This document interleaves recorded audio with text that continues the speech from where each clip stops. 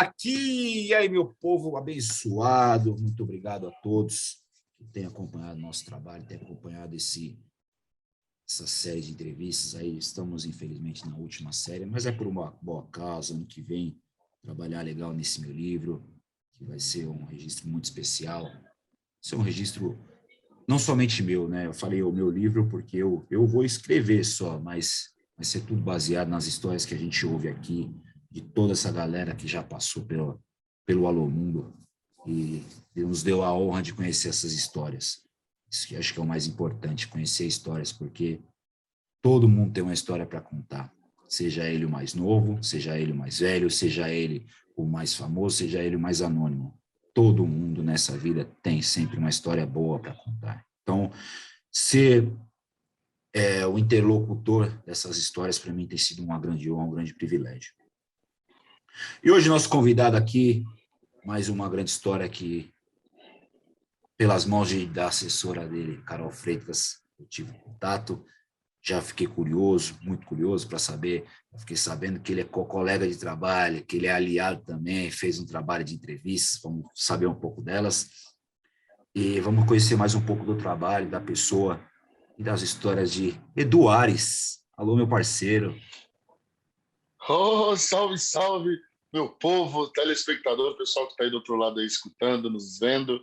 É um prazer estar aqui. Muito obrigado pelo convite, através da Carol. Meu irmão, tamo junto, Vaguinho. Samba pra vida. Alô, mundo!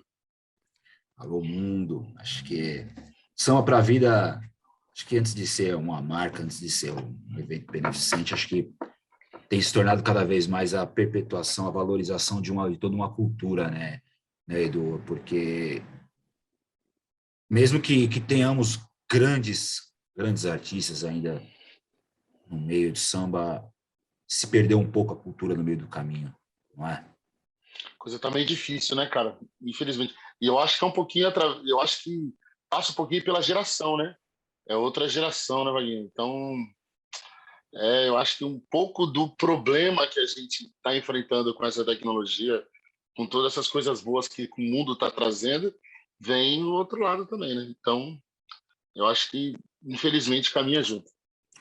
Caminhar junto, e como assim como caminhar junto também é a minha esperança de que trabalhos como Samba para a Vida, trabalhos como o de Tadeu Caçula, trabalhos como o do professor Luiz Antônio Simas, de trazer esse resgate, a gente consegue colocar um pouquinho na cabeça da galera.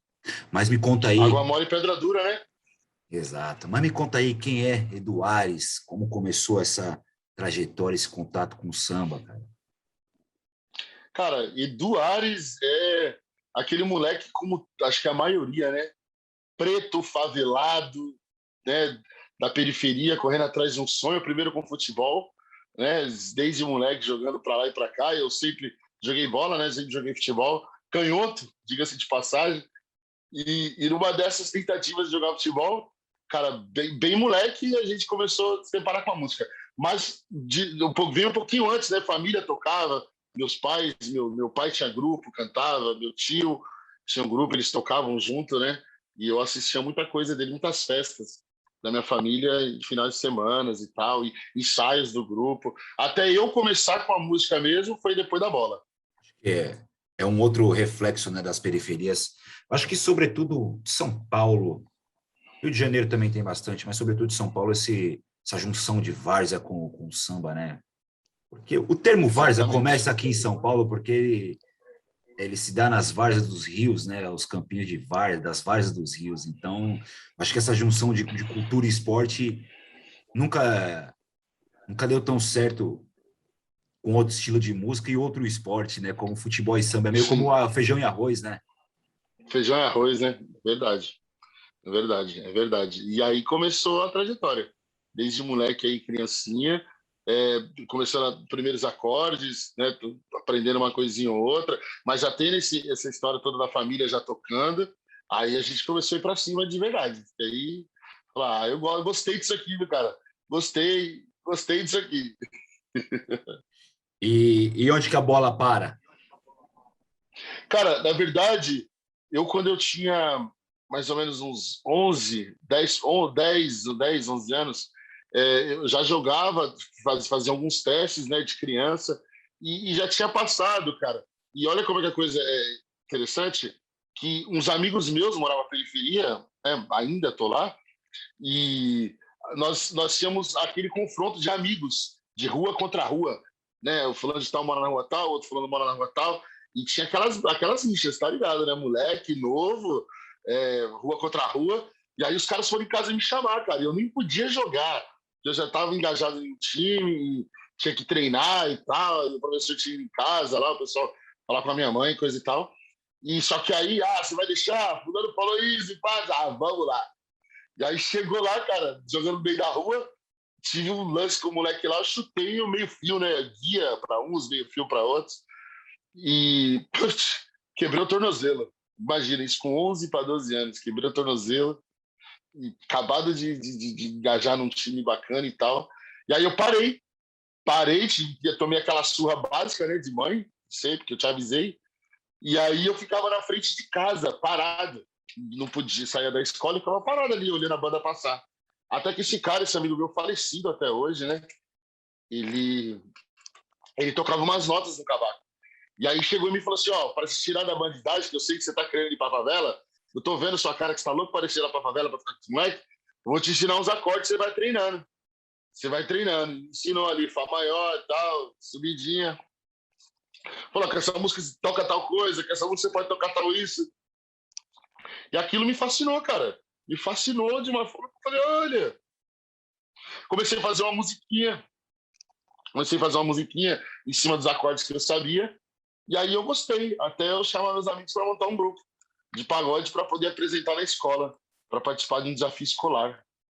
Vê que coisa doida?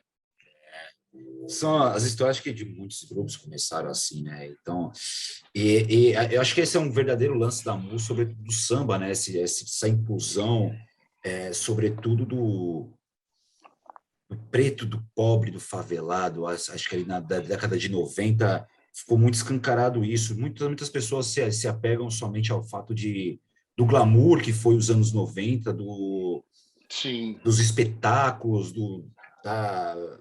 das músicas que emplacaram os hits, sucessos nacionais, mas poucas pessoas se atêm ao fato de que aquele movimento dos anos 90 foi uma geração de que foi inclusiva, possibilitou que pretos, pobres, favelados, sempre pretos e ou pobres e ou favelados e ou filhos de nordestino, aqui em São Paulo, pudessem ascender economicamente e socialmente, né? Então, acho que esse é um grande reflexo dessa geração, não é? Eu acho que foi bastante. E até porque a gente começou a ver que tinha uma luz no fim do túnel, né? Que não era só o futebol que era o caminho, que você poderia, com seu talento, se dedicando, que você poderia chegar no estrela. E na verdade, o que a gente queria mais novo era simplesmente ter uma coisa boa, né? Era ter um carro bom, era ter roupas boas, era morar num lugar legal, e era a única coisa que a gente pensava. E fazer a música. Ponto. Exato, mas pouco. Que eu repito até, ficou muito banalizado, né? Essa questão do pagode 90, talvez por um preconceito já escancarado, talvez por uma questão racial, porque são pretos, né? São pobres, são favelados que estão ascendendo socialmente, talvez alguma classe, alguém de algum lugar não queira ter que absorver esse pessoal. Então, por isso que deu-se essa pecha, né, do pagode. Primeiro foi essa separação, né? Eu não sei, eu queria saber qual que é a sua opinião. Eu acho uma separação preguiçosa essa ideia de separar samba e pagode. Qual que é a sua opinião quanto a isso aí? Eu, particularmente, pagode é a junção de sambistas fazendo samba, né? E aí pagode é aquela festa, aquela confraternização. É o que eu penso, mas pela mídia, pelo povo, pagode vamos supor, coisa mais nova, coisa mais de hoje em dia, e samba se denominado pelo que era Zeca, Candeia, Cartola, né? Os caras lá de trás. O povo tem essa coisa na mente de ter essa diferença. Mas não, tudo é samba, o gênero é samba. Tanto o Gilcinho, o Sorriso Maroto, quanto o Jackson do Pandeiro, quanto o Candeia, quanto o Cartola, tudo é samba. A diferença é a forma como cada um tá executando. Como Magno Souza já falou para a gente aqui, são linguagens diferentes. E como o seu Pedrinho falou aqui para a Exatamente. gente, Linguagem diferente. e como o seu Pedrinho já falou aqui, o samba não tem duas bandeiras. Não tem. Então vale para a gente de reflexão isso que não é que não é nem tanto, enaltecer tanto que os mais velhos e nem derrubar os mais novos, é entender que cada um faz a sua linguagem, né? Claro, e tem muita coisa boa, Vaguinho, muita coisa boa. Como tinha muita coisa ruim também lá atrás, cara. Entendeu? Então, o pagode, por exemplo, você falando exatamente ali daqueles anos 90, que foi aquela parte áurea do pagode, que estourou muitos grupos e tal, mas tinha muita coisa ruim também naquela época, cara. Tinha muita coisa que não dava nem para se ouvir, entendeu? E fez sucesso. Então, como hoje, isso aqui mudou. Não, tem que ter, acho que é isso aí. O mundo evolui, a gente precisa evoluir junto. Eu acho que é muito difícil você chegar e tentar denominar uma coisa ou outra, falar isso é ruim, isso é bom, ou isso é certo, ou isso é errado. Não, cada um está fazendo da sua forma, da forma que acredita, a sua verdade, né? Exato. Tanto que hoje temos movimentos muito importantes, né, que evidenciam essa magnitude que é o samba, né? Por exemplo, a gente tem movimentos Sim, hoje Brasil inteiro, né, de samba. Sempre teve, na verdade, só Brasil. Sempre que teve. ao passo que a internet distanciou a juventude de saber um pouco mais da história do samba, ela aproxima de artistas que talvez, se não houvesse internet, nem nós saberíamos, né? Por exemplo, Exatamente. o Wendel Pinheiro, um movimento fantástico dele lá em Manaus, as meninas do Entre Elas e o rapaziada do Quinteto S.A. em Florianópolis, Sim. Grupo do Bola virou zoeira lá do Sul. Do Sul. O próprio Menos Então, é Mais agora, de Brasília, né? Menos é Mais de propósito lá de Brasília.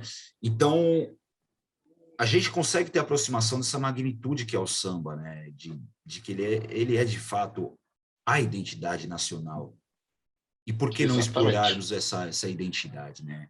Acho que vale de reflexão para a gente, né? Como que você vê esse movimento nacional que está se expandindo através da internet? Cara, para mim é fenomenal. Eu acho que isso é uma coisa fenomenal. Precisávamos disso. O samba, principalmente, precisava dessa força. Até porque, Vaguinho, você mesmo sabe da correria. Cara, para colocar uma música na rádio, vamos colocar 10, 15 anos atrás, para você colocar uma canção sua para tocar na rádio. Ou para pelo menos uma gravadora te pegar para algum lugar e te levar para poder tocar o seu som. Ou te dar uma oportunidade para você poder apresentar alguma coisa. Quando que você teria essa chance?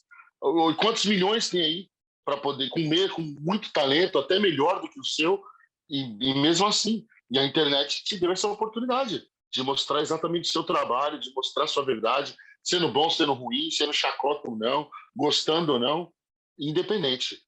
O samba precisava dessa oportunidade. Sem dúvidas. E um outro grupo que não citei aqui também, gostem ou não, pessoal, vocês não é o meu grupo de preferência, mas eu entendo a sua importância, que é o Atitude 67. O Atitude 67, Poxa, cara, o Atitude 67 leva na linguagem de samba deles, eles levam o samba para dentro de um reduto majoritariamente sertanejo, que é o estado do Mato Grosso do Sul. Olha a importância desses caras. e te digo mais, qual pagode no Brasil inteiro e no mundo que não se toca cerveja de garrafa hoje? Você entendeu? Ponto. Ponto. Pode falar o que for. Tá lá. Onde você for, toca cerveja de garrafa, toca cerveja de garrafa. Toca, bora, tem que aprender, bora tocar. É isso que tá. E aí? Os caras furaram barreira. Os caras estão tocando na periferia, estão tocando na Playboyzada, estão tocando na festa do governador, estão tocando na festa do traficante. Estão tocando, porque a galera tá pedindo. Entrou no gosto do povo. E como que você vai falar que isso é ruim? E é samba, não deixa de ser samba, não deixa de E é ser um grupo de samba. samba. E é samba. Assim como aconteceu com o movimento dos meninos do pagode universitário, ali no começo dos anos 2000 também, que deturparam muito o que eles faziam, né? Diminuíram muito, mas foi um movimento importante. Você não entrava de boné no samba, você não ia de bermuda no samba. Esses moleques democratizaram, porque nem todo mundo tinha uma grana para ter uma calça maneira para ir no samba, mas tinha uma bermuda legal. E esse é Exatamente. um movimento muito importante. Vamos falar um pouquinho mais do seu trabalho, Edu. Samba dos Bons com a pitada de Soul Music. Como que é isso? Como que é essa história? Cara, aí vem a segunda parte, né? A virada de chave do Edu. É, nesse meio termo que eu te falei, entre os 12 e 13 anos, a gente começando a tocar, começamos a ir para a rua, de verdade, né? Já tocando. Minha mãe casou de novo, minha mãe tinha separado já do meu pai, casou de novo. E meu padrasto, ele foi transferido, ele trabalhava numa aviação, para aviação, e ele foi transferido de São Paulo para Nova York, abrindo a base de Nova York, nos Estados Unidos. E aí minha mãe falou, peraí, esse neguinho não sai da favela com banjo de pandeiro na mão. Vamos embora. Não quero. Vamos embora. Porque precisa de um estudo melhor, precisa ter um futuro. Aqui a coisa não vai para frente. Não sei se teria ou não, né, gente, mas a probabilidade, infelizmente, ali no Neti, onde eu estava ali, enfim, com as amizades que nós tínhamos, era inevitável fazer alguma coisa de errado, talvez. Não digo que são todos, mas a probabilidade era maior do que menos. E aí eu fui para Nova York, fui para os Estados Unidos. Cheguei nos Estados Unidos novinho, sem entender nada de inglês. Eu tinha 4 fitas cassetes, eu lembro como se fosse hoje. Eu tinha Sensação, Coração não, Resumo de Felicidade, acho que era um Resumo de Felicidade, capa azul. Eu tinha Aí que Quebra a Rocha, Fundo de Quintal, e Aí que Quebra a Rocha, o CD, né, inteiro. Tinha Catinguelê, um do Catinguelê, que eu acho que era no Compasso Criador. Se não for no Compasso Criador, era um antes, acho que era um antes até. Era Catinguelê e o Negritude. Negritude, Fundo de Quintal e Soeto. Fundo de Quintal, tinha 4 fitas. Eu levei essas 4 fitas comigo. Foi o que deu tempo de eu gravar na casa de um amigo meu. CD logo saindo, isso nós estamos falando em 95, 96. E o CD logo saindo e tal, e eu gravei essas 4 fitas para os Estados Unidos, com essas 4 fitas no bolso, muito pé da vida, puto para falar a realidade, que eu não queria ir de jeito nenhum, estava começando a tocar, e começamos a ter umas aparições legais, e aí eu tive um convite para poder participar de uma audição da Toca do Coelho, logo nesse meio termo. Cara, imagina. Então eu estava, né, tudo, poxa, não, vou fazer audição com a Toca do Coelho, né? E foi logo na geração que entrou o Rodrigo, que acabou virando moleque, que avou outra vez. Eu fiquei um bom tempo ainda jogando essa cara do padrasto, tá vendo? Ela pra eu estar lá, sempre quando a noite vem, ela pra eu estar lá, sempre quando... Mas, e aí fui para os Estados Unidos, cara. Chegou nos Estados Unidos, a gente foi viver outra vida, né? Comecei a estudar e tal, mas de samba, sempre com samba na veia, cara. Aquele negócio de samba, procurando saber o que estava acontecendo e não tendo muita informação. E as poucas informações que eu tinha eram do pessoal da aviação, né, que traziam alguns CDs, fitas, algumas coisinhas que eles traziam durante os voos. Até que meu padrasto começou a falar assim: agora eu vou te mostrar o que é música, moleque. Você não sabe o que é música, daquele jeito dele meio, né? Não, você não sabe o que é música, quer correr só de batuque. Cara, ele me levou para assistir Earth, Wind and Fire, ao vivo. Sabe o que é isso, Vaguinho?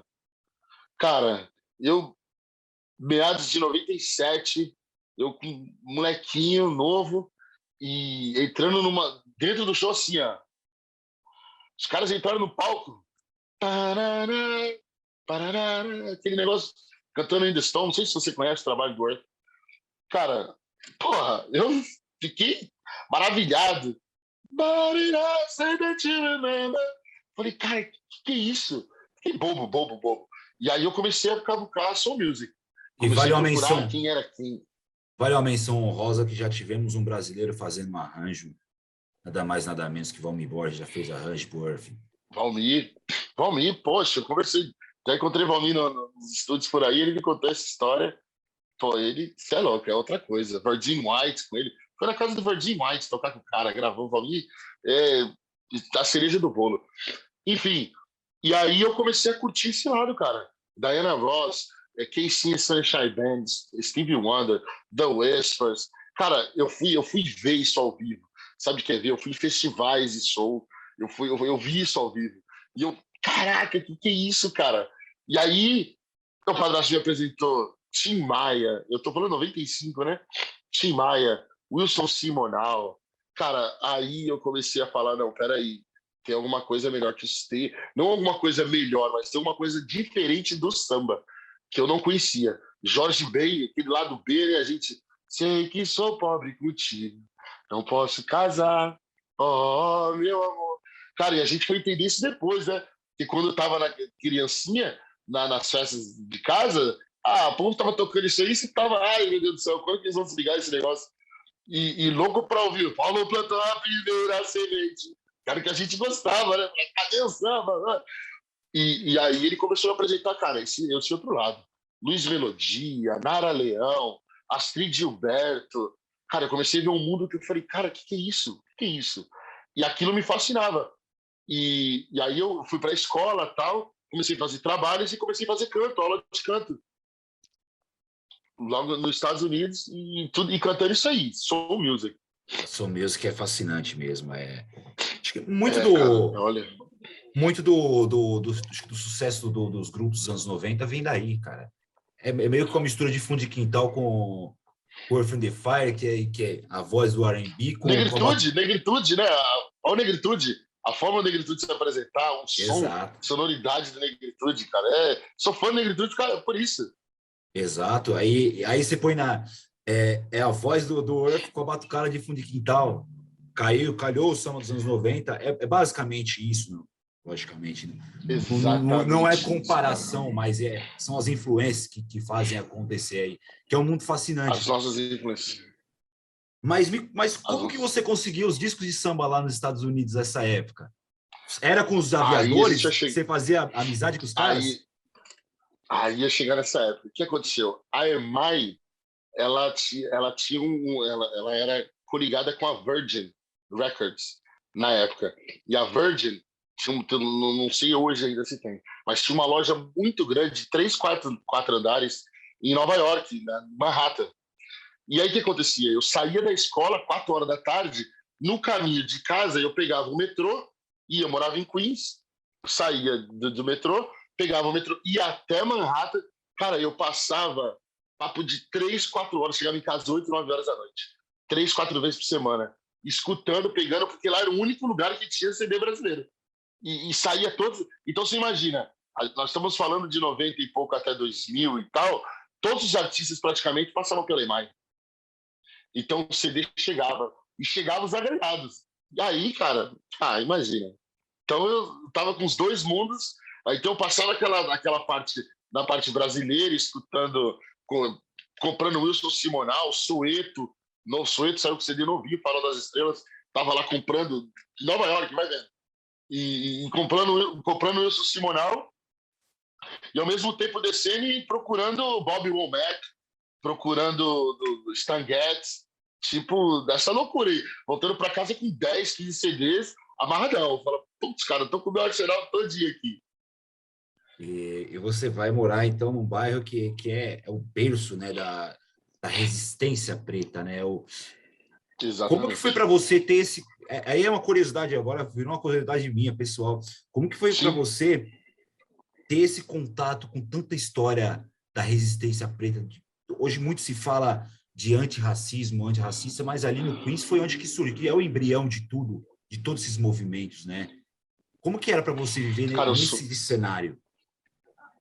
Cara, eu sofri pra caramba, né? Porque imagina, moleque maneiro de São Paulo, você sai da periferia de São Paulo, Jabaquara, Vila Santa Catarina, todo moleque piranha e pá, e troca ideia de todo mundo e tal, e jogando futebol, a escola inteira, pô, participava de campeonato da escola, era conhecido, tocava, cantava, né? Tinha aquela faminha na escola, né? Então, imagina, cheguei, foi um choque cultural, porque até as roupas que eu não podia usar, né? Ó, para você ter uma ideia, primeiro ano, vai. Aquele frio, Nova York, frio, -10, -15, -20, aquele frio infernal. E indo para a escola, e tinha um cara, ele morava no mesmo prédio que o meu, e o nome dele era Rafael Martins, eu nunca mais esqueço. Ele era da República Dominicana. E nós íamos juntos sempre, assim. Só que um de um lado e o outro do outro. Nunca a gente se falava. A gente descia do mesmo elevador, não falava nem bom dia nem um para o outro. Eu andava de um lado e ele andava do outro. A gente ia para a escola, era o mesmo caminho. Até que um certo dia, nesse meio termo, uns caras fecharam ele. Uns 4, 5 caras fecharam ele. E ele olhou do outro lado da rua para mim com a cara de tipo, puta, me ajuda. Tipo, eu falando em inglês 0,2 e o espanhol 1,3. E aí, cara, eu fui para ajudar ele. Nessa que eu fui atravessar a rua para tentar desenrolar, eu tomei uma muqueta. Pum! Já tomei uma muqueta. Falei, nossa, o que está acontecendo? E aí a gente virou amigo. Por que eu estou te contando essa história? Porque na época era muita gangue. Então, tipo, nós tínhamos Bloods, Crips, Mara Salvatrucha, Land Kings, todas essas gangues verdadeiras que a gente só via em filme. Você não acredita. Gangue, isso, gente, tipo, gangue. Então, tipo, ele tava usando uma cor de uma roupa que ele não poderia estar usando. E os caras juntaram ele para moer ele, eu entrei no meio, e nessa de que, tipo, e aí, vai fazer o quê? Eu tive que praticamente se juntar à ganguezinha dele, que ele fazia parte, na época, como moleque, para ter proteção. Porque os caras andavam com faquinha, então, para pegar nego na rua, né? Para pegar os moleques de porrada, para zoar legal. E aí, tipo assim, esse foi o primeiro choque que eu falei, cara, que é isso? Onde eu tô, né? Tipo assim, é segregado, né? É bem segregado. Os hispânicos com os hispânicos, né? A parte negra com a parte negra, os brancos com os brancos, judeu com judeu. Sempre foi bem assim. Então, tipo, no primeiro instante, você olha e fala, você não está acostumado, né? Porque você está acostumado a chamar o amigo seu de lourinho, ô negão, ô gordão, ô magrelo. E aí você está numa terra onde certo tipo de coisas são ofensas, te trazem bastante problemas, não é sério, né? Então, eu no começo eu penei um pouquinho, cara, até começar a entender exatamente onde eu poderia pisar, a forma como eu poderia andar e tal, e falar, tipo assim, como eu sou negro e também hispânico, né? Então eu falo espanhol, falo inglês da mesma forma que eu falo português. Então sempre teve aquela confusão na cabeça da esse cara é negrão nosso, é dominicano, o que ele é, né? Tipo, então, mas eu sempre fui aquele cara boa praça, sempre fui o Benê, né? Sempre bem tranquilo, brasileiro. Eu era o único brasileiro da escola, Wagner, imagina, único da escola inteira. Eu fui jogar futebol na escola depois de 2 anos que eu fui chutar uma bola lá, o professor falou, que você sabe chutar na bola? Eu falei, sei. Falou, vem cá, vamos jogar no time. Quando eu comecei a jogar no time, eu não fazia mais nada. Aí não sai mais Aí do virei time, né? preguiçoso. Não, virei preguiçoso, cara, porque não era o mais talentoso do time, mas era o mais inteligente. Futebolisticamente falando, né? Malandragem, brasileiro, desde moleque na várzea, né? Desde criança jogando várzea, vendo o nego da pescotapa e o juiz falando, levanta, que jogo que segue. Chega aqui, a gente foi se adaptando à forma mais tática de jogar, né? Ao invés de talento. Mas, cara, essa parte que você disse, por exemplo, eu saí de Nova York, agora morando em Orlando, né? Então, do norte para o sul, a gente está falando do norte de um país que era dividido, né? Que onde o norte tinha abolido a escravidão e o sul não. Então, até para você ter uma ideia, o que eu tive de choque também quando eu saí de Nova York para Flórida foi também aquele negócio de, nossa, aqui os caras botam os negros na cruz, né? E taca fogo, Ku Klux Klan e tudo, né? Aquela coisa que você, tipo, só lia em livros e aqui é a realidade. A gente está falando de uma coisa que acontece dia a dia, de um negro separado, e ter, né, todo esse lado que aconteceu agora com o George Floyd, né? Tipo, aconteceu vindo numa câmera, mas é coisa que vem acontecendo, cara, há anos, há anos, há anos. E principalmente na parte sul, né, onde os negros ficaram mais tempos escravizados e tal. Então foi bem segregado, mas você, cara, depois de um tempo, você aprende a lidar com isso.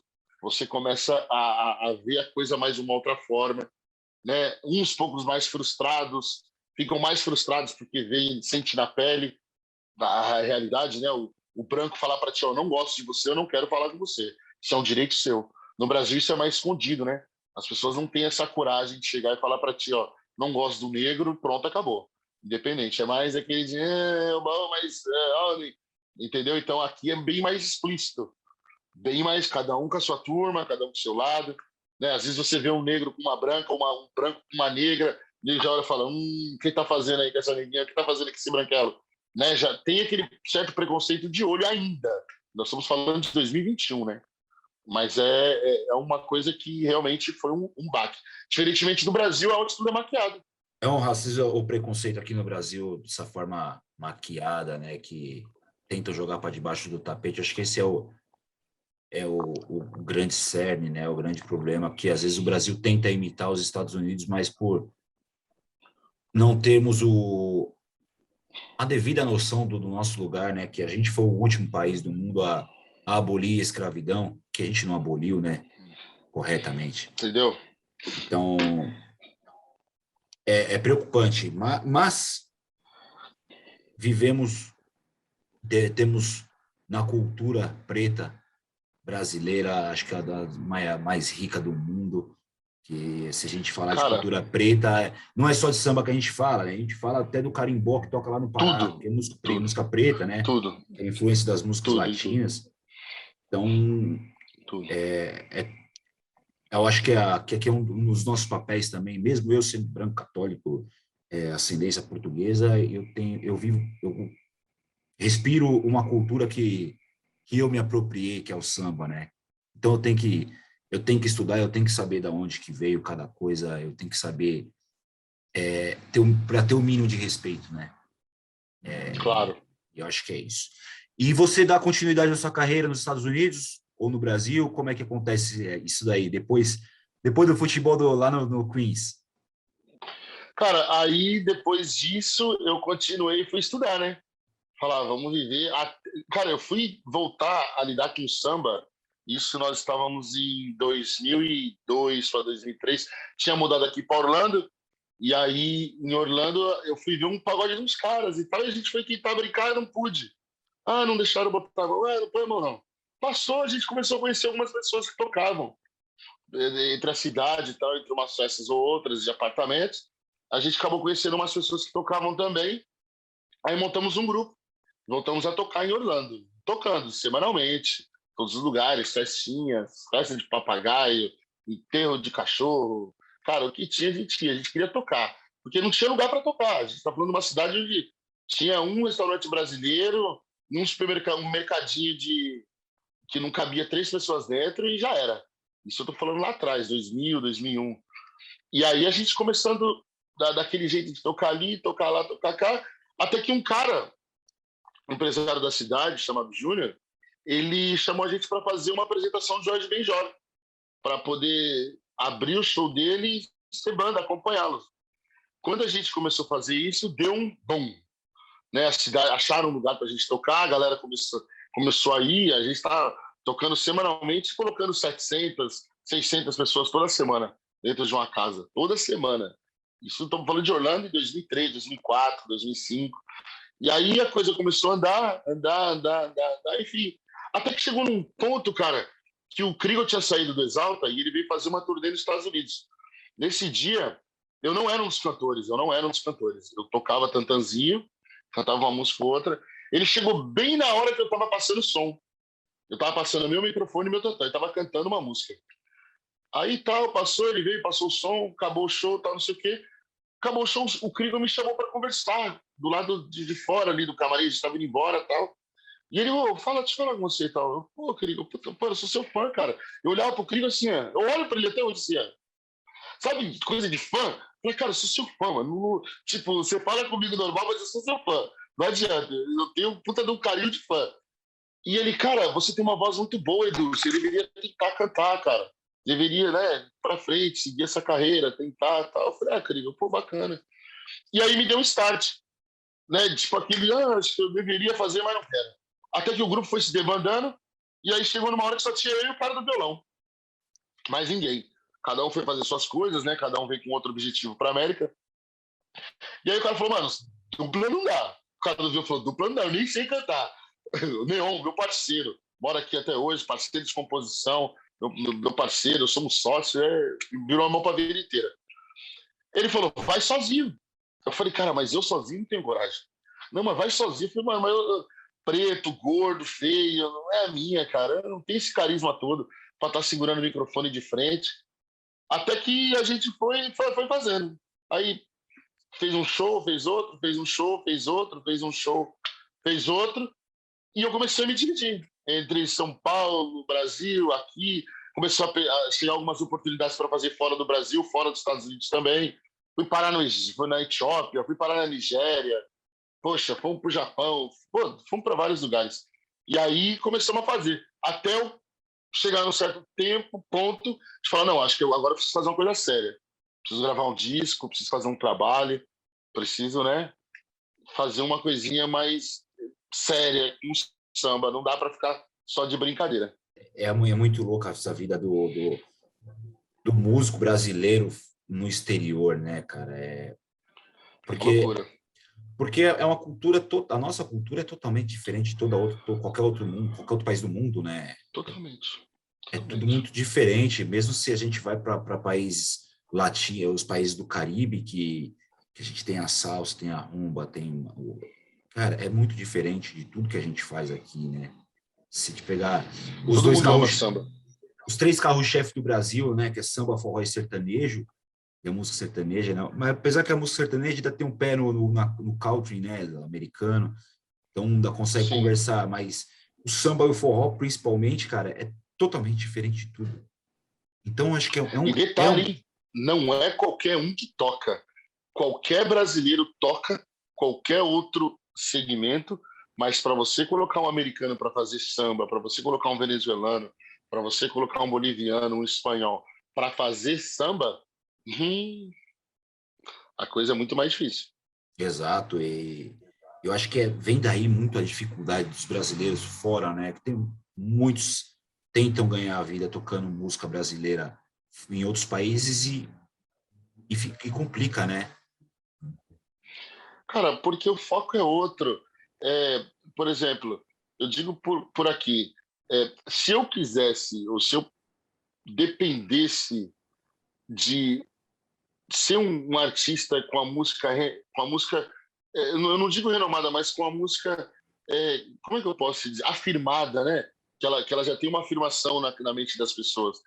Cara, vou fazer só uma pergunta para ti, para ser aquele bate e volta, né? Você conhece um artista de qualquer segmento brasileiro que fez sucesso fora do Brasil para depois dentro do Brasil? De fora para dentro, não. Ele responde sua pergunta. E o samba é pior ainda. Então, tipo, por mim, então eu precisava me firmar aí. Eu precisava ir para a roda de samba, eu precisava entrar no estúdio, eu precisava ir calejar e carregar Watson e passar raiva contratante não querendo pagar, comer calabresa toda cheia de óleo, passar mal outro dia tomando sal de frutaeno, às vezes não tem o sal de frutaeno, arrumar só eu amo aquele negócio, não posso nem falar o nome, mas aquela água gasificada, sabe qual é? A tônica. Isso, com limão. Cara, então o que eu estou te dizendo? Precisava daquela vivência de ir para a roda de samba, bum, vamos lá, Fá maior, Ré menor, samba, uma atrás da outra. Ou vamos para a rua ficar 3 horas carregando caixa, tocando a noite inteira Ferrugem, Dilcinho, menos é mais, e ganhar R$100 à noite. Então, é isso. É a nossa vida. A minha vida, 90% de quem está tentando isso, nesse ramo, vive assim, dessa forma. E, infelizmente, eu precisava disso. Eu tinha que ir para o Brasil para trabalhar em cima do samba lá. Mesmo tendo um pouco de sucesso aqui, de sucesso eu digo assim, não sucesso, sucesso em questão de conseguir mostrar para as pessoas que eu tenho uma música, que o meu trabalho é isso, que o meu trabalho é assado. Então a gente conquistou isso nos Estados Unidos, de ter pelo menos ser reconhecido como músico, respeitado no seu gênero. Agora, para a gente tentar alcançar de verdade, nós precisávamos ter que fazer alguma coisa no nosso Brasil. Precisava ter uma música legal, ter um show bacana, apresentar um bom repertório, apresentar um bom produto e que seja verdade, que é o que mais, Vaguinho, o que mais demorou para mim, no meu caso, eu acredito que seja 90% dos casos de todos os grupos de pagode que estão tentando um lugar ao sol hoje, é simplesmente esse foco. Primeiramente, respeitar o gênero, pensar primeiro na música e, segundo, a parte da estrutura extra-palco, que é o que conta muito, muito, muito, muito. E a maioria deles não tem essa estrutura para palco. Eu conversando com a Patrícia Liberato, ela fala... Hoje ela é uma das curadoras lá do Centro Cultural São Paulo, junto com o Leandro Learte, e ela fala que uma das grandes dificuldades de chamar os grupos para levar é a questão burocrática, porque, lógico, envolve dinheiro público, né, o Centro Cultural, no município, então tem toda a questão burocrática, e os grupos não estão preparados para questões burocráticas. E isso dificulta. E além disso, além da parte burocrática, o cara não está preparado para a parte do extra-palco. O que eu estou te dizendo assim, por exemplo, se você for fazer um show hoje, Henrique e Juliano, você acha que o Henrique e Juliano vai te mandar o que para você fazer o show deles? Primeiramente, além da parte do dinheiro, o cara vai te mandar um rider de palco, o cara vai te mandar um rider de luz, o cara vai te mandar um rider de camarim, o cara vai te mandar o tipo de microfone que ele quer que seja usado, ele vai te mandar o tipo de cabo que ele quer que você use para ligar aquele microfone. Ponto. O nosso segmento, a primeira coisa que a gente vai se importar é com o quê? Com a música. Bom, bacana, ótimo. A gente tinha que executar, era obrigação nossa. Obrigação do músico executar seu trabalho.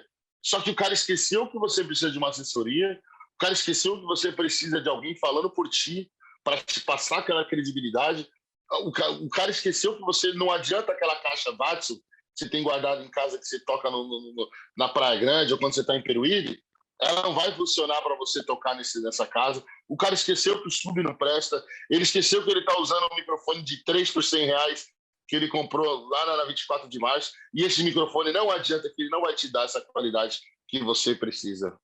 Então, eu estou te dizendo, vem desde aí, a parte de marketing, a parte de estrutura do palco, a forma como você está se vestindo, a forma como...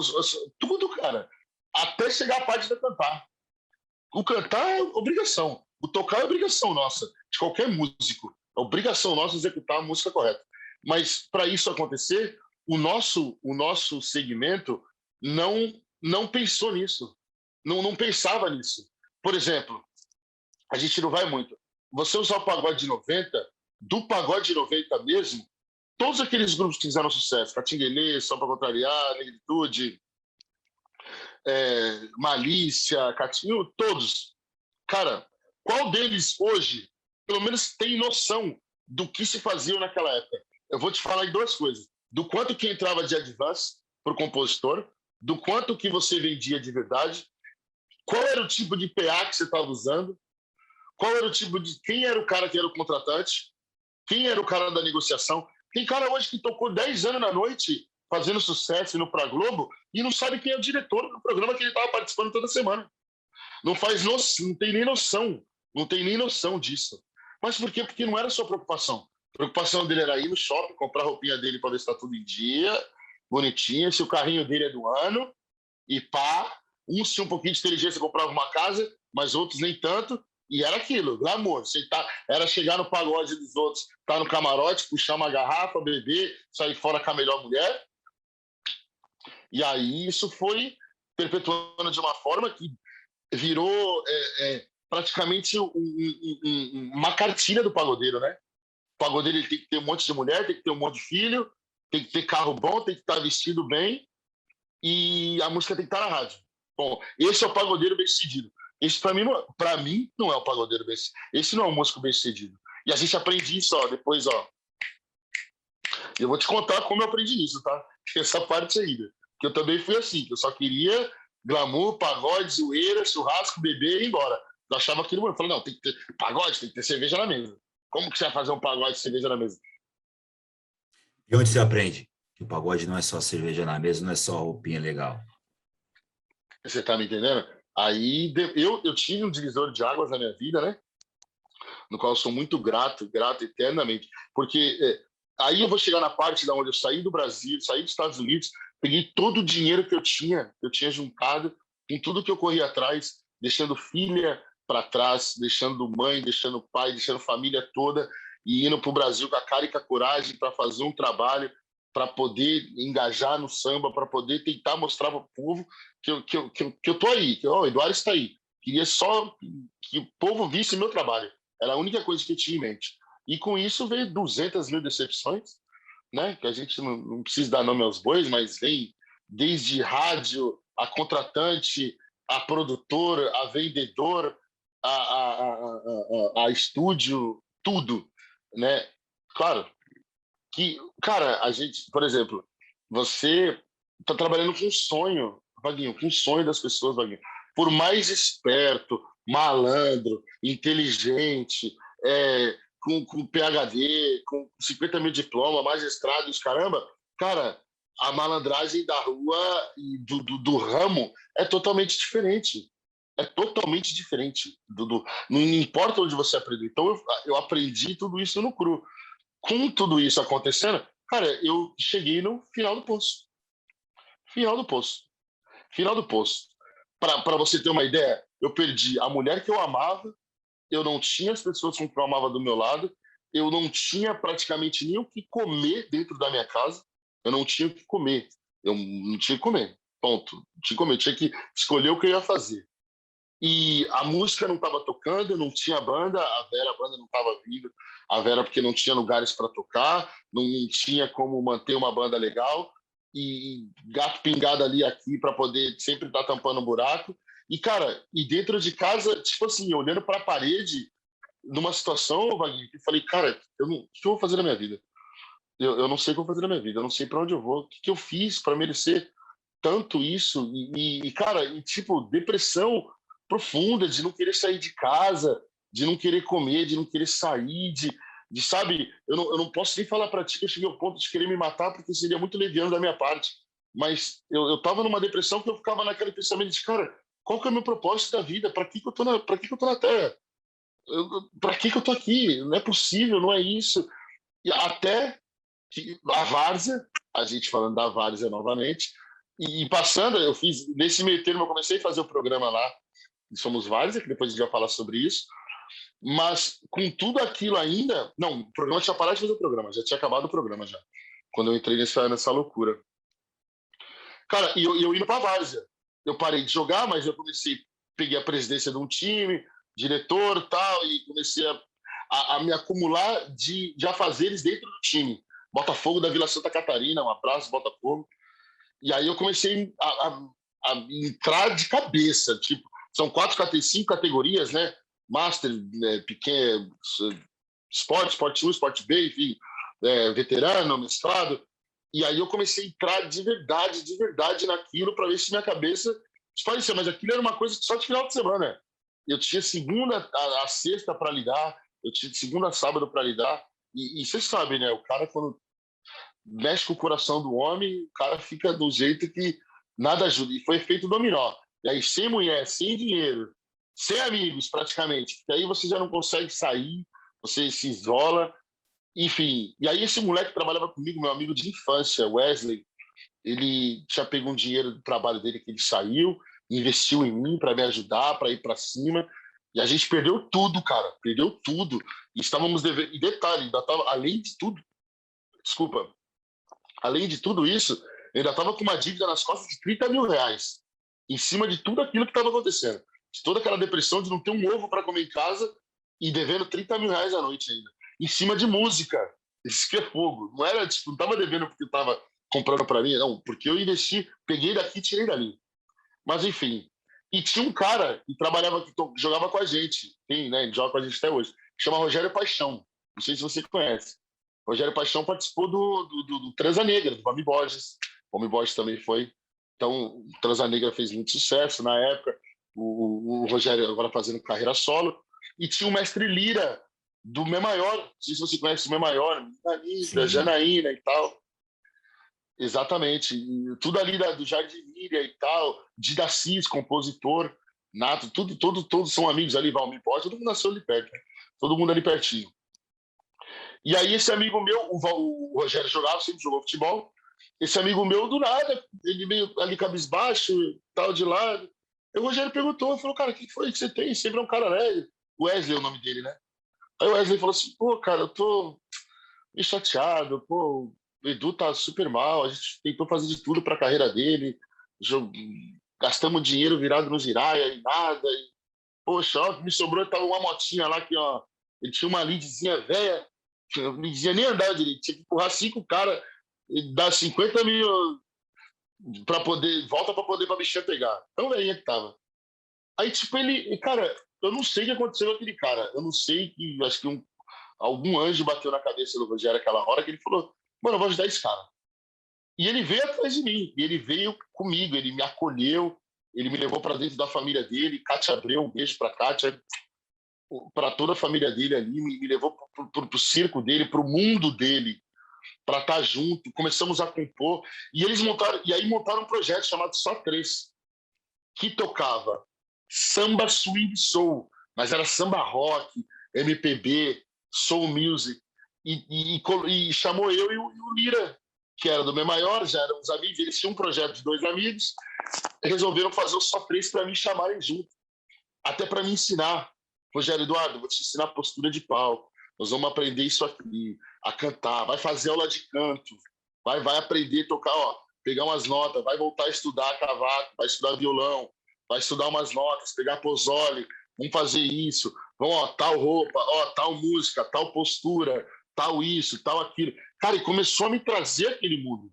Ele, de Daci, Lira, a Cátia Abreu, tudo isso, enfim, todo aquele pessoal que ele já tinha do métier dele, eles começaram a me trazer. E aquilo começou a alegrar meu coração. Aos poucos, fomos gravar umas músicas. E nessa gravação, eu conheci o Ivan Farias. Tocava com o Reinaldo, baixista. Entrou para poder produzir o Só Três, junto com o Lira. O mestre Lira faleceu, acabou falecendo de câncer, acabou nos deixando. E a gente, para não deixar o legado dele, resolvemos gravar um disco. E aí, nessa de gravar o disco, eu conheci o Ivan Farias. E, mano, engraçado, Vaguinho, que nessa brincadeira nós fizemos uma música chamada Luz da Favela. Eu, Lira, Rogério e o Dida. Bem de madrugada na minha casa. Me vamos fazer, não vamos? Cara, tô com uma ideia aqui. A gente aqui desse lugar que sofre, mas sempre é feliz. E tem o prazer de sonhar à espera de um melhor país. Criança que brinca na rua, que solta seu pipa, que joga sua bola. Correndo no meio da chuva, tentando chegar na escola. Aquela é a luz da favela. E parou. E aí, a gente juntos, né? Fizemos a música, terminamos. O Dudu Nobre gravou a música com a gente. Olha só o que nós fizemos. Dudu Nobre, fomos lá no Rio gravar junto com o Dudu. O Dudu deu maior moral pra gente, junto com o Lino Salles, que é o primo dele, que também é primo do seu Jorge. O Lino foi fundamental também, ajudou a gente pra caramba, levou a gente pro Rio, levou a gente pro estúdio, fez a conexão do Dudu. Dudu conheceu a gente no Bar Brahma, tratou a gente bem, isso é louco. Foi uma coisa fenomenal, cara. E aí foi a reviravolta da minha vida. Porque eu conheci o Ivan Farias, nós fomos fazer um show em Dracena, voltando de Dracena, a van quebrou, quase em Bauru, vai vendo. E os caras falando de composição.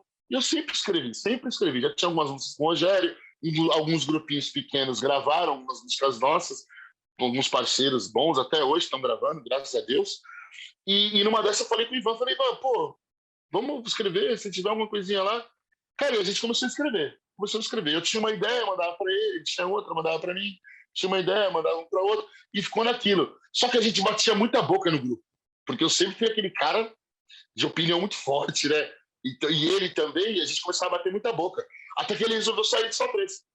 Falou, para mim não dá, gente, estão pensando diferente, estão batendo muita boca, não quero. Aí a gente saiu brigado. Ele para um canto, eu para o outro, eu continuei ainda no grupo, ele não. E aí, conversa vai, conversa vem. Até que um belo dia, a gente começou a bater boca, eu e ele. Por que aconteceu?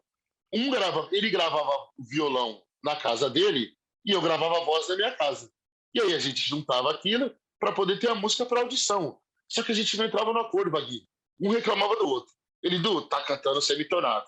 Aqui você tá cantando todo, tá quebrando a nota. Isso aqui, tá tudo errado, tem que tentar isso aqui. Tá cantando fã ali. Você tá cantando direito. Então ali você tá tentando imitar fulano.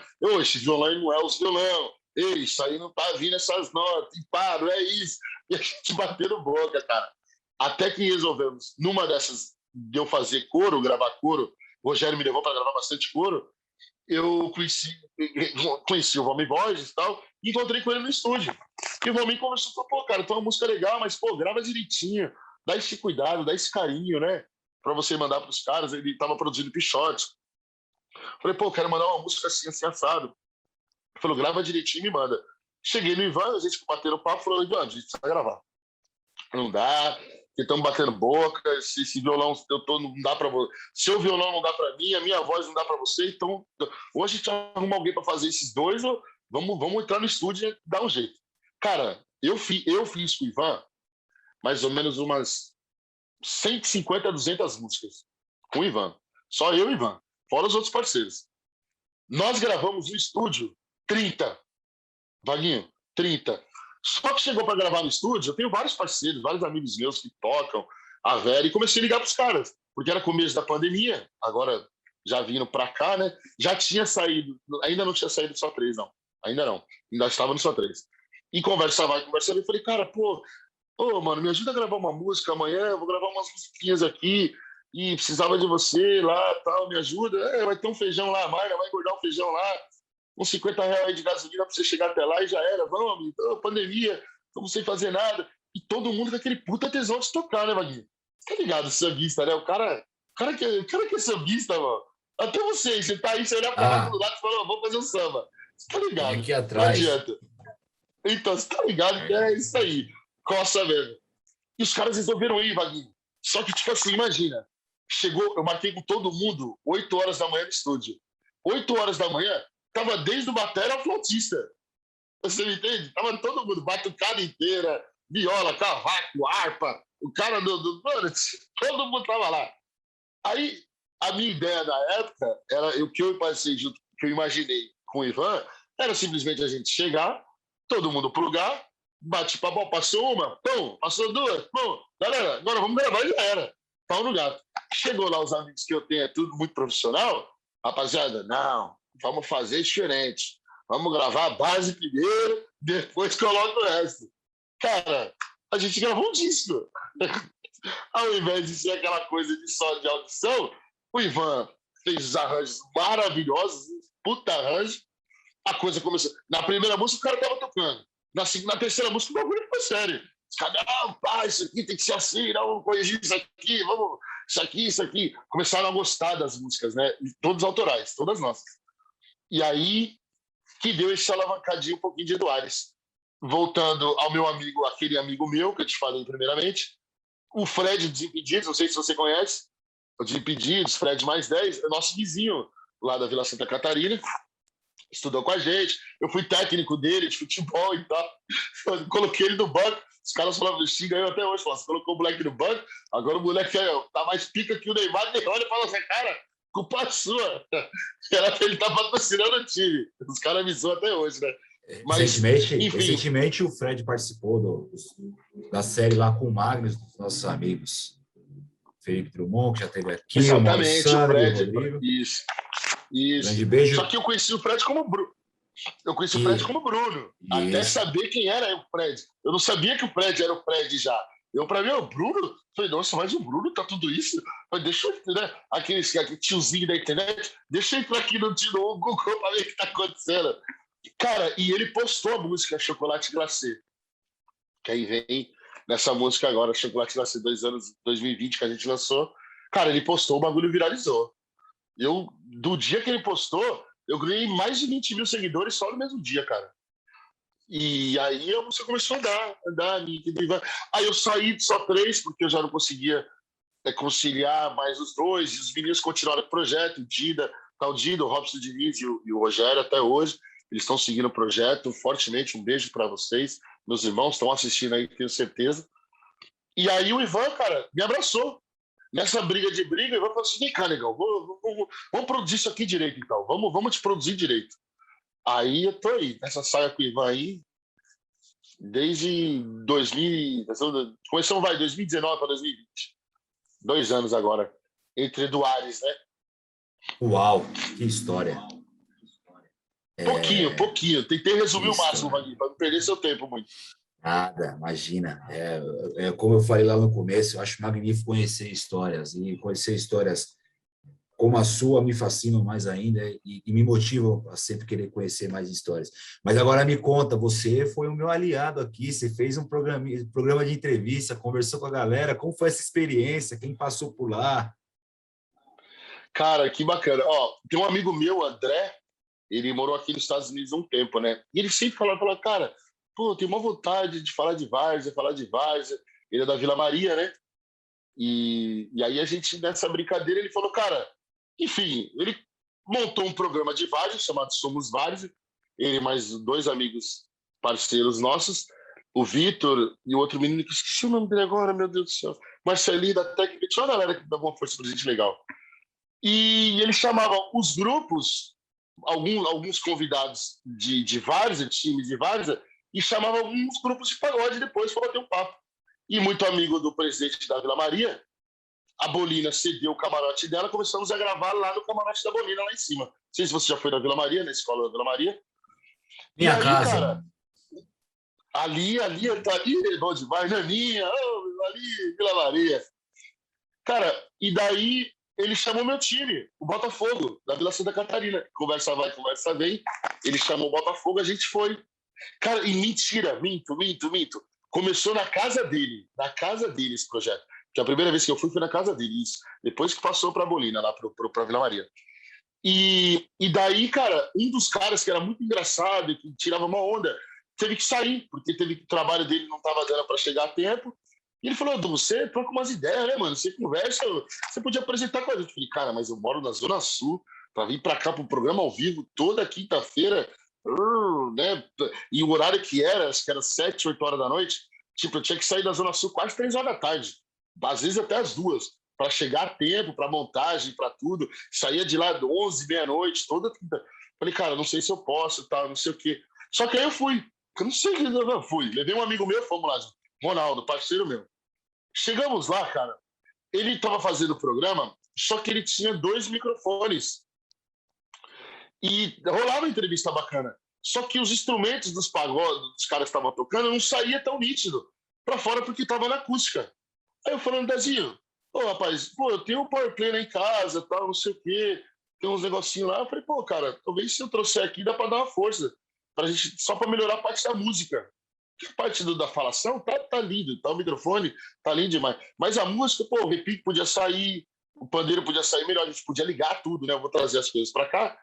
Cara, aí a gente começou a fazer, aí ele me colocou para apresentar a parte musical e ele com outro menino a parte dos times. Então, a primeira hora eles entrevistavam a galera do futebol, a segunda hora eu entrevistava os caras do samba.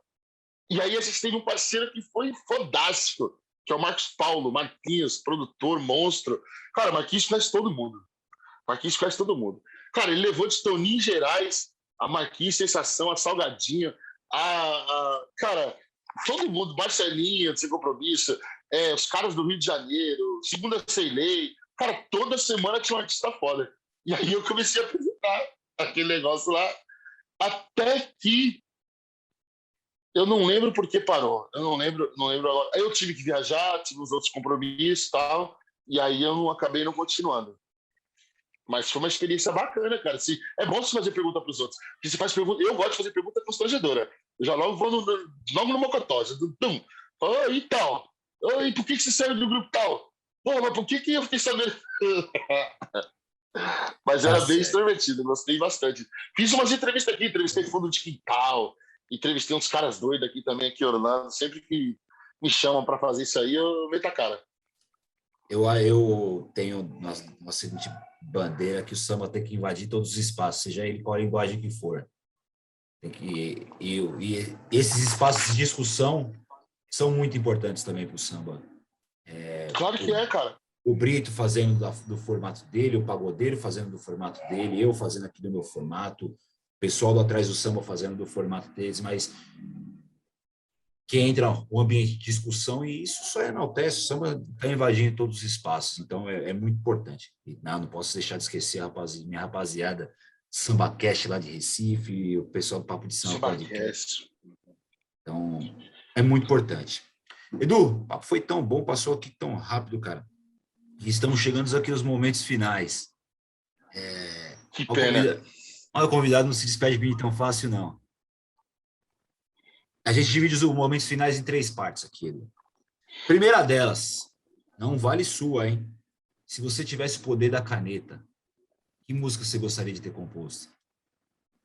Cara, sem dúvida nenhuma. Eu falo isso para todo mundo. Eu acho que é uma poesia, cara. Só para explicar um pouquinho da música. Eu acho que é uma poesia tão singela e uma forma inexplicavelmente inexplicável de se fazer. Foi Frasco Pequeno, de Mário Sérgio, Arlindo Cruz e Franco. Você já prestou atenção na letra? Frasco Pequeno de Ciência Primeiramente, Grande. Quem teria capacidade? Não é nem questão da capacidade, mas eu digo a questão de você pensar. Quem me diz que a paz tem cor de não? Uma saída dessa, cara, não me diz se o coração sofreu sem par, se não sofreu doeu demais. E para que a pressa de errar? Se o mundo. Mano, tipo, é uma mensagem que, para mim, sou muito fã de Frasco Pequeno. É uma das músicas que eu gostaria muito de ter escrito. Disco de Quintal, Carta Musicada, de 92. Esse disco é fantástico também. 10ª música. 10ª música. Sou fã, eu fui muito amigo do Mário Sérgio, né, cara? Eu tive o privilégio, de verdade, de conhecer o Mário Sérgio Ferreira Brochado pessoalmente, como pessoa, de conviver dias na minha casa, a gente jogar golfe junto. Cara, eu fui aprender o que era jogar golfe com o Mário Sérgio, com o negrão de 3 metros de altura. Praticamente a gente em Orlando jogando golfe. Falei, cara, momentos que eu falo, sabe, de ter o Mário Sérgio sentado na sala tocando cavaco, cantando lado B. Sequelas. Mano, você tá me entendendo? Coisa que ele escreveu que ninguém nem imaginava. Eu falava, Mário, putz, cara, eu sou muito seu fã e eu tive ele como amigo. E eu sempre falei isso pra ele. Eu falei, olha, Frasco Pequeno, se eu pudesse. É três, vou te falar 3. Frasco Pequeno, Um Lindo Sonho. E eu não sei se você já ouviu Na Flor da Primavera, de Arlindo Cruz e Mário Sérgio, que tá no CD dele solo. Vaguinho, o dia que você. Aquela música é uma declaração de amor, cara, que é fora de série. Depois você escuta. Chama Na Flor da Primavera. Mário Sérgio e Arlindo Cruz. Depois você escuta, você vai lembrar do Edu. Você vai falar o Vocês Edu também, falou... hein, pessoal? Escutem também. É uma pancada, é uma pancada. Nasci pra cantar e sambar o disco? É do Nasci pra cantar e sambar, isso. O único solo dele, esse aí mesmo. Ouça esse disco. Esse disco é uma bomba. Fenomenal esse disco. Esse disco é uma bomba. Aquela música dele que é... Porque eu não sei se vou mais aturar o meu jeito voraz de falar. Você já ouviu esse disco? Já. Você vive pra... Cara, você chegar numa mulher e falar uma coisa dessa, você vive pra alimentar meu erro, me acusa até de coisas que eu não fiz, me afronta torcendo o nariz, quando a gente tem tudo pra ser feliz. Porra, não tem... Eu chego a me arrepiar, porque esses são os motivos pelo qual eu amo samba. Que Deus o tenha, seu Mário Sérgio, que, sem dúvida nenhuma, deixou uma história e um legado incrível para todos nós. Muito, muito, muito. E, pode ter certeza, Vaguinho, anota isso aqui, vocês todos, viu? Vou fazer do Ares Canta Mário Sérgio. E aquele negócio, vou cantar coisa que não é só do fundo, porque muita gente conhece muitas coisas dele do fundo. Eu vou cantar coisas lá de trás dele, igual ele fez com Boca Nervosa, e de 10 tira 1, fica 9, ô nego velho, que foi que te deu? Quase ninguém sabe que essa música é de Mário Sérgio, Boca Nervosa, né? Então, a gente vai por esses lados. Tem muita coisa com Carica também, né? Muita coisa, Carica, Paquera, Luizinho, nossa, cara. Chapinha da Vela. Muita coisa. Chapinha, muita coisa. Que Deus o tenha e gratidão, Mário Sérgio, por Amém. todo o legado. Segundo momento, Edu Ares, qual o recado que você daria para o mundo? A questão é tentar ser feliz. Eu vou usar uma música minha que eu fiz, se chama Aprendo com a Vida. E eu estava num momento tão triste, tão péssimo, e que depois de certo tempo, até com a pandemia vindo e com o que eu aprendi com os socos da vida, né? Porque a gente acha que a gente sabe, mas não sabe de nada. A gente acha que é malandro, mas não é. E não é dinheiro, não é amizade, é você com você, né? Aconteceu agora com a menina da Olimpíadas, né? E todo mundo, eu não lembro, Débora, se eu não estiver enganado, da menina americana que saiu, que acabou saindo Simone na última Biles. etapa. Simone Biles, Simone tá com Débora na mente, Simone Biles. E tipo assim, dá para se entender porque a questão é tentar ser feliz, gente. O mundo está passando muito rápido, muita doença, ninguém tem muito amor por ninguém. É muita coisa acontecendo hoje no mundo que a gente não acreditava que ia acontecer, independente de religião, da sua crença, independente. Procure ser feliz e estar feliz sem prejudicar o próximo. Ponto. É isso que você tem que buscar na sua vida. Se você não está bem no relacionamento, saia. Se você está feliz, continua. Se você ame, fala que ama. Se você está triste, fala que está triste. Se você está com vontade de chorar, chora. Mas faça o que te dá vontade e seja feliz, porque está tudo muito rápido, muito dinâmico. Então aproveita o momento que Deus está te dando, que Deus nos dá, para poder estar respirando e com saúde, e aproveita do máximo possível e do lado de quem você quer e pode. Amém, amém. E por fim, os meus agradecimentos, Edu. Edu, através da entrevista que a gente fez com o Cauê do Façanha, a Carol entrou em contato comigo e de pronto já respondi. Pé na areia. O homem do pé na areia. Exato. Água de coco. Outra história fantástica também. Monstro, cara. Ela gostaria de indicar um cantor. Eu falei, lógico, claro. Ela passou a sua história, um pouquinho resumida da sua história, a qual eu li. Mas antes de ler, eu já tinha aceitado, tá? Não foi por conta que ela mandou o release, não. Já tinha mandado. Porque é essa ideia, Edu. É eu me surpreender com as histórias que eu não conheço. Eu não conhecia a sua história. Eu não fazia ideia que você morava nos Estados Unidos ainda hoje. Eu não sabia... Tô aqui em Orlando. Eu não fazia ideia de que você é um cara que saiu para morar nos Estados Unidos e trabalha com música nos Estados Unidos. Que você sai e tem uma vida, um problema tão sério que é o problema da depressão aqui no Brasil, sua terra, sua casa, e que a música transforma a sua vida mais uma vez, né?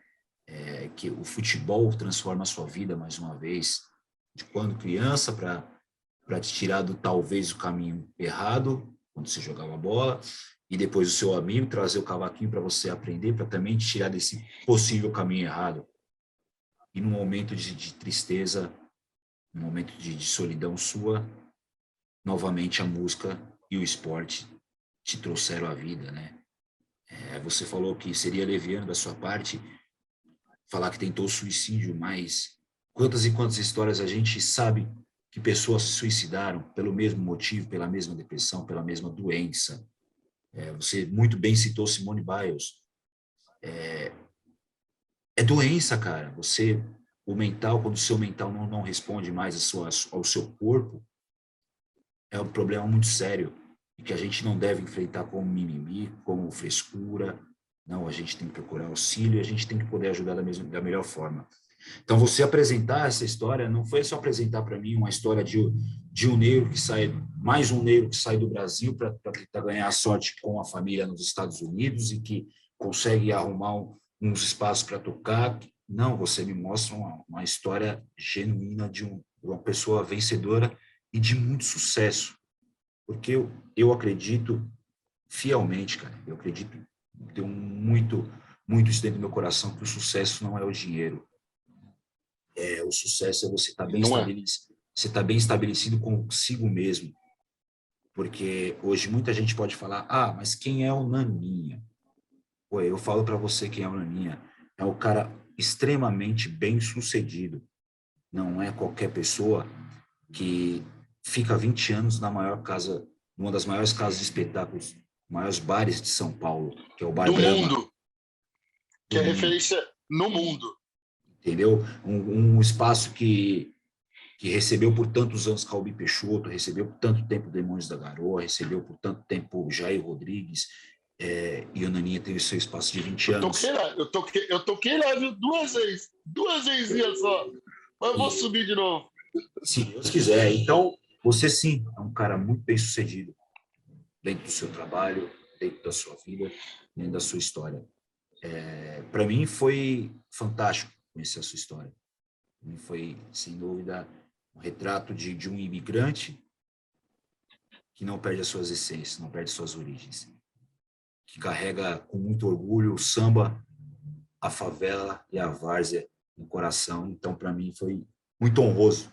Muito obrigado por proporcionar a sua história com a gente, por dividir essa sua vivência, que me inspira, me inspirou e vai inspirar muita gente, que eu tenho certeza. Muito obrigado, Edu. Amém, meu irmão. Muito obrigado mesmo. Eu agradeço você de coração por você estar cedendo esse espaço para eu poder estar contando um pouco da minha história, de poder mostrar um pouco, de falar quem é o artista, o Edu, o Eduardo também, né? Que a galera às vezes tem aquela vontade de conhecer. Às vezes acha que a gente só canta para aquele ali, né? Tem um outro lado da moeda também, mas eu fico muito feliz de verdade, de coração, e que seu projeto possa prosperar muito, muito, muito. Vou esperar seu livro sair para poder comprar. Quero ver se vai ter pelo menos uma linha minha lá. Pelo menos eu falei com um gordinho, só que para se eu comprar esse livro, se não tiver uma linha minha, você vai se lascar, que eu vou entrar na net. Vou falar mal de você, viu? Mas tirando brincadeiras à parte, meu irmão, muito obrigado de coração. Espero que a gente possa bater mais papo, conversar mais vezes. E tem muita história boa para a gente contar, muita palhaçada ainda que aconteceu nessa nossa vida. Doido, muita coisa para prosperar. Música nova saindo agora, nesse mês. Ando Tanto, minha de Ivan Farias, junto com o Márcio Arte. Tive a honra de ter o Canário, cantando uma música minha. E a gente vai lançar agora em agosto. Se Deus quiser. Muito. Estarei compartilhando com o pessoal. Vai estar aqui o canal do Eduardo para se inscrever, vai estar o Instagram dele para vocês seguirem também o trabalho dele. Muito importante também que vocês façam isso.